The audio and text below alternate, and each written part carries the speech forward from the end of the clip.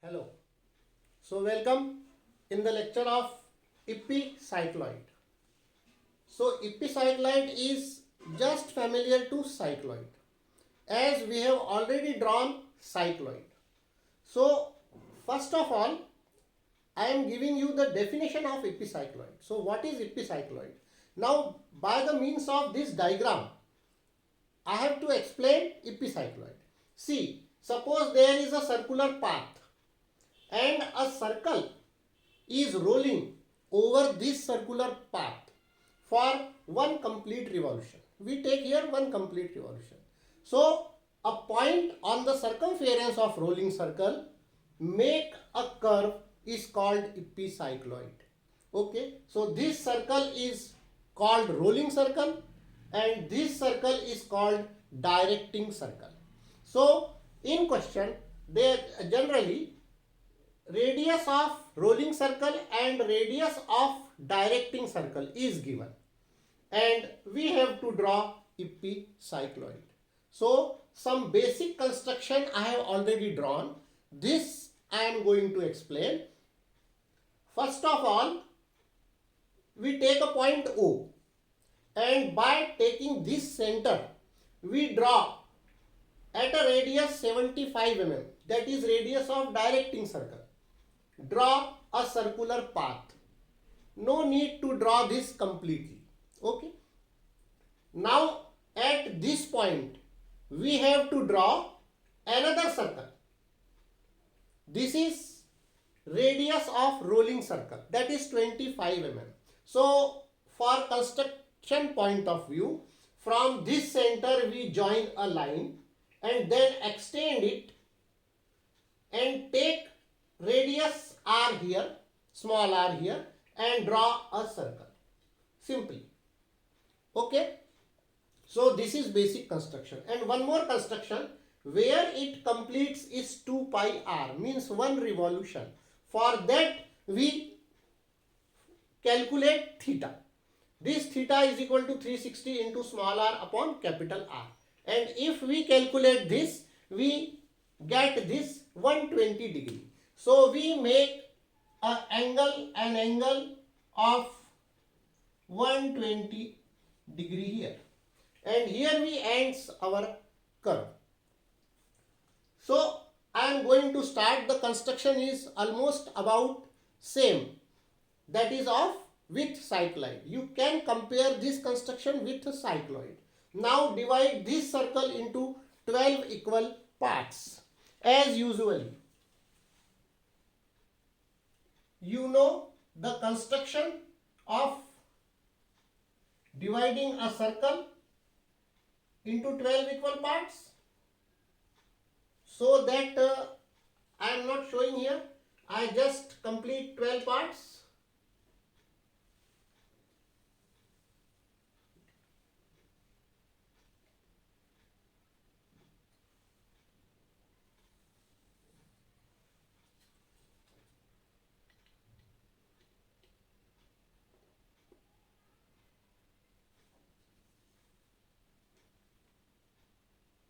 So as we divide circle into 12 equal parts in cycloid, the same way we divide this circle into 12 equal parts. Okay. Now if we divide this circle into 12 equal parts, we have to divide this path also in 12 equal parts.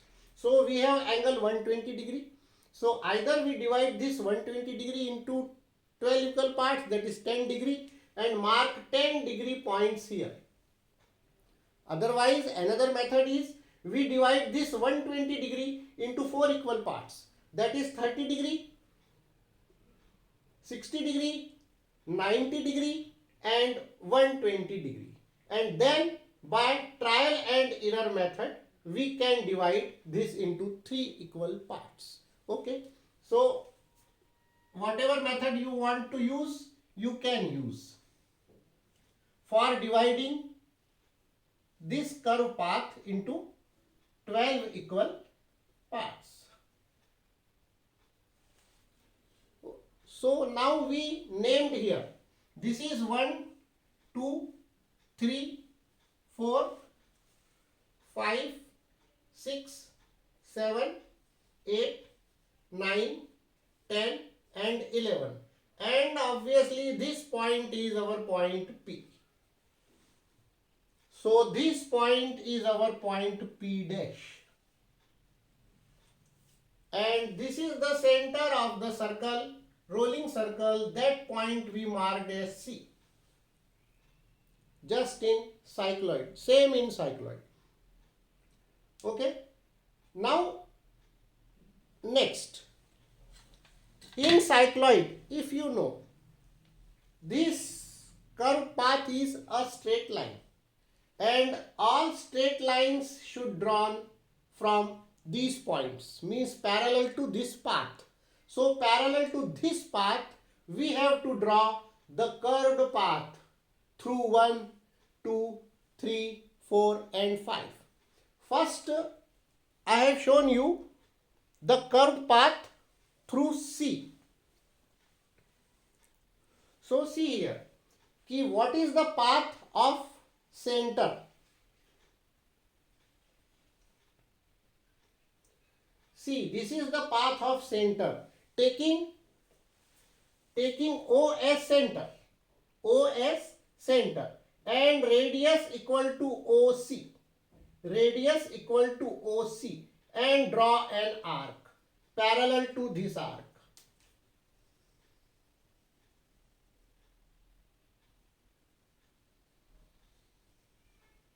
Draw an arc parallel to this arc. Now through C, means the different centers we have to find here on this line. Okay. Now just like this, you can draw 1, 2, 3, 4 all curved paths. But before that, we find C1 and I will show you how we find C1. Now see here, if we join O, this O to this point is our 1 dash, 2 dash, 3 dash, 4 dash, 5 dash, 6 dash, 7 dash, 8 dash, 9 dash, 10 dash and 11 dash. Now if we join O to 1 dash, O to 1 dash,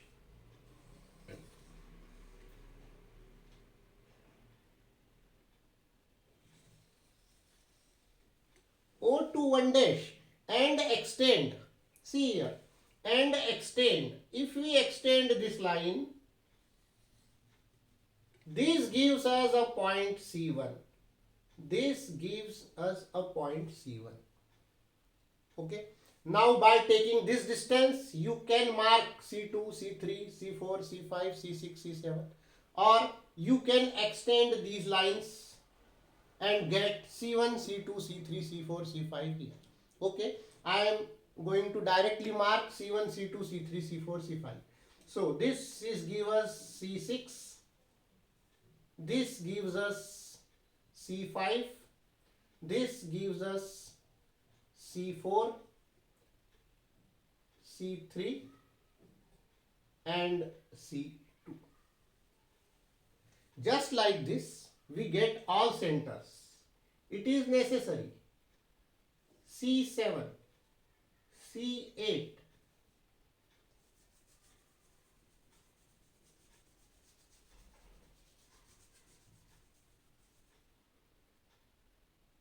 C9, C10, C11, C11 and this point is C dash. We can extend this line also.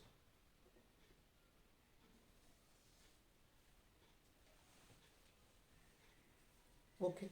Now I am going to draw the all curved paths through 1 dash, 1, 2, 3, 4, 5, 6. And remember that center is always O. Center is always O. Now taking O as center and radius equal to O1, we draw one path. Center O, radius equal to O2, we draw another path. and like this we draw all curved path.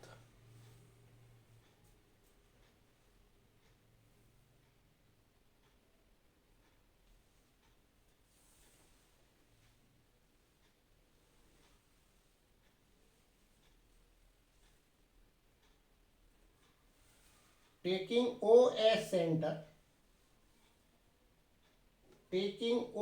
center, and radius equal to O1. Now see here, this curve starts from 11. This curve starts from 11. So, but we draw from through 1. Draw this curved path.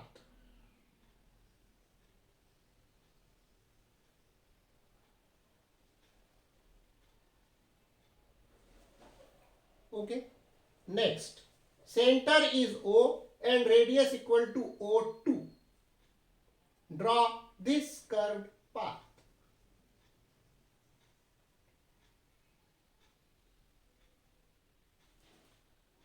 Now see, we get point in this side also.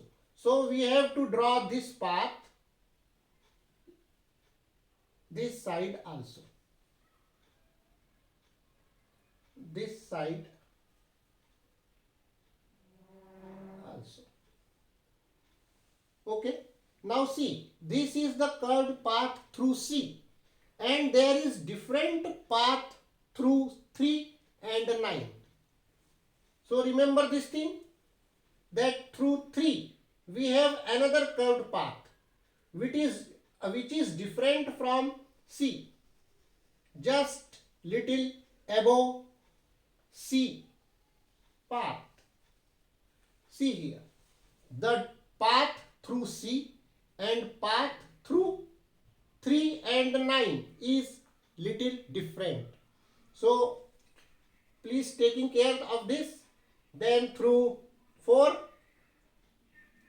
same center O, we have to draw another curved path. Then through same center O, draw another curved path through P.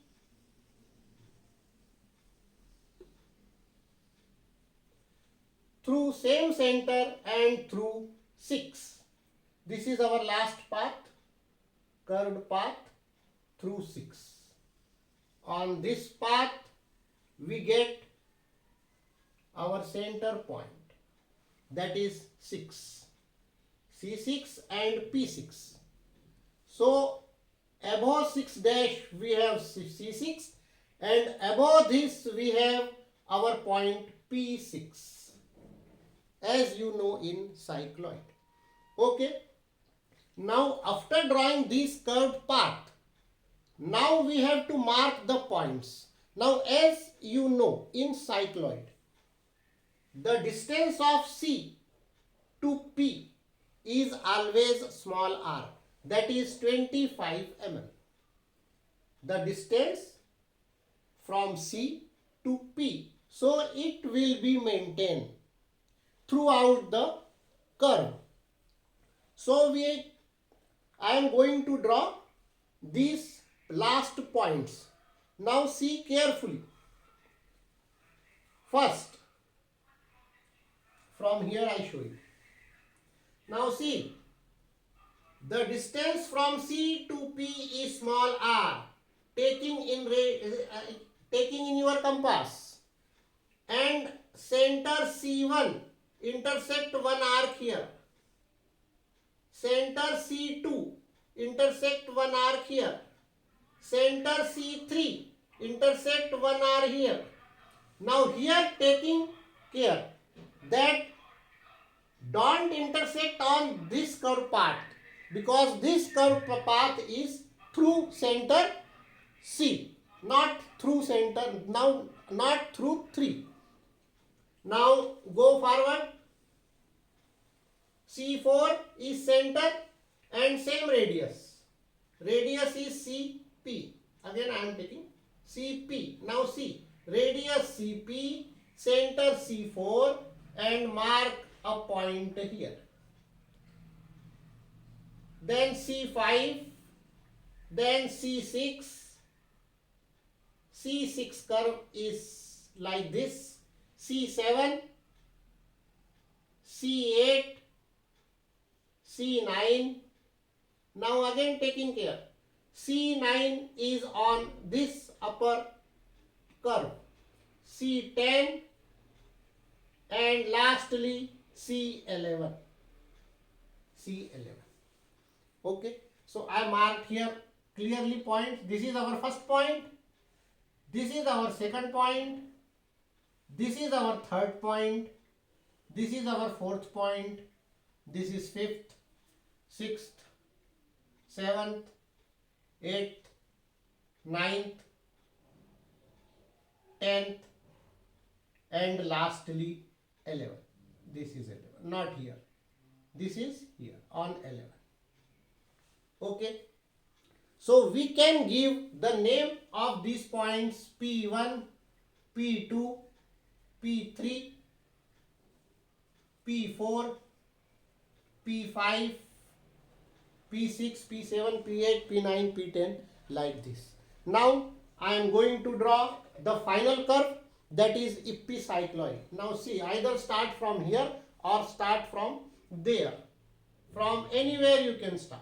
See, this is your final curve.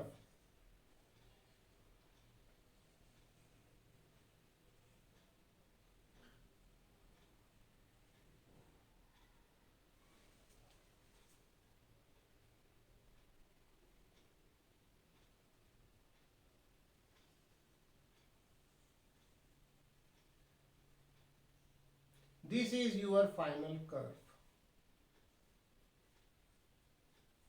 More slightly darken I have drawn, that show clearly epicycloid.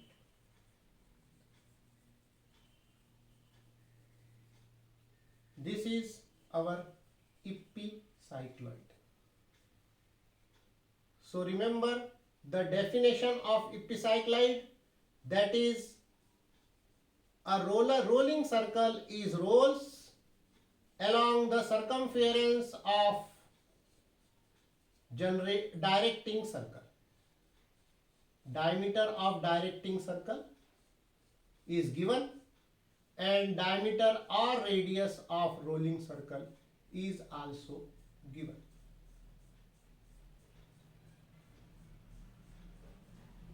Okay. So this is our epicycloid. Now we will meet in next lecture. Okay, bye.